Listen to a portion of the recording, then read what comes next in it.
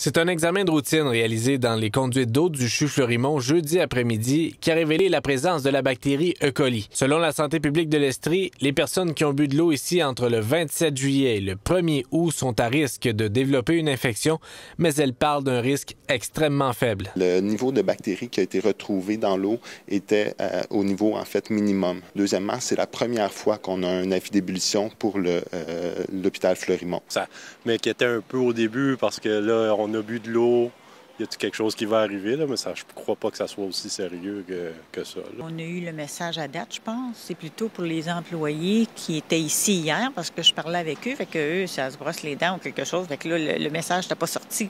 Fait que c'était plus inquiétant pour eux. Justement, des employés de l'hôpital ont signalé des symptômes s'apparentant à la gastro-entérite. Rien d'anormal, dit la direction. Les personnes, par contre, qui développeraient des symptômes de gastro-entérite sont invitées à se reposer, bien s'hydrater. Pour l'instant, on ignore la source de la bactérie. Entre-temps, l'hôpital a mis en place son plan de mesures d'urgence pour le plus important centre hospitalier de la région. C'est une première. Ça, c'est nos chaudrons dans lesquels on fait bouillir de l'eau pendant 1 minute.